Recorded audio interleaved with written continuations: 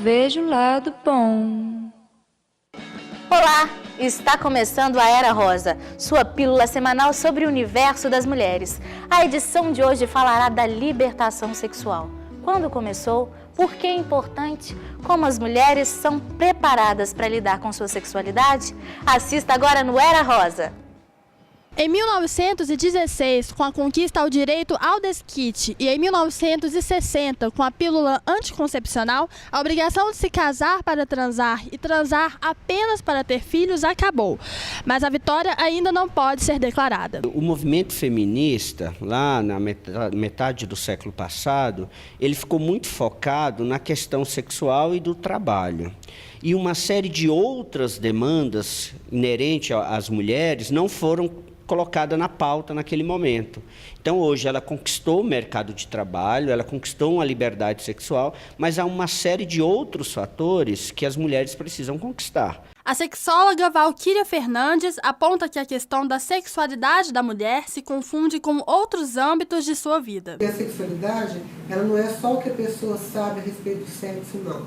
Tudo que a pessoa aprende na vida, tudo que ela aprende, toda maneira que ela aprende a ser como ela é, vai refletir na vida sexual, na sexualidade dela. Glaucimari foi mãe adolescente aos 16 anos e sentiu-se reprimida pela família e também dentro do casamento. Então, minha sexualidade foi muito reprimida, sim, por ele, inclusive. Se eu chegava em casa e queria conversar com ele sobre uma nova forma de aprender a descobrir, ele já vinha falar: onde você está aprendendo isso?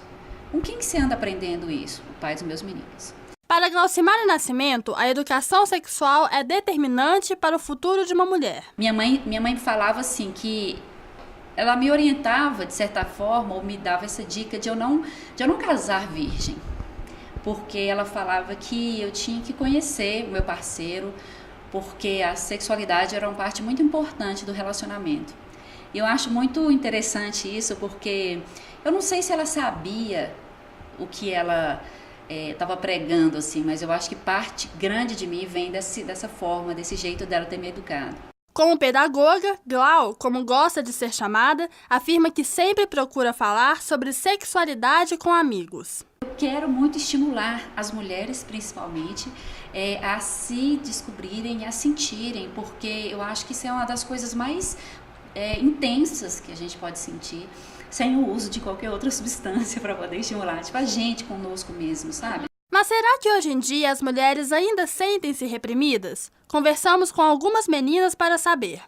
Tive educação em casa através dos diálogos com a minha mãe. Como foi criada só eu e ela, nós tivemos muita liberdade ao tratar desse assunto. Eu nunca conversei sobre esse assunto com minha mãe, não por não ter diálogo, mas sobre esse assunto realmente a gente nunca chegou nesse ponto. Eu acho que as mulheres são muito julgadas nesse aspecto. Eu acho que um homem chegar e falar que ele transou é uma coisa. Agora, uma mulher falar, eu acho que já chega, eles já olham como se fosse uma coisa desrespeitosa, ela está citando aquilo. Eu acho que realmente tem uma diferença. Mas por que as mulheres são reprimidas assim? E o que isso acarreta na nossa vida sexual?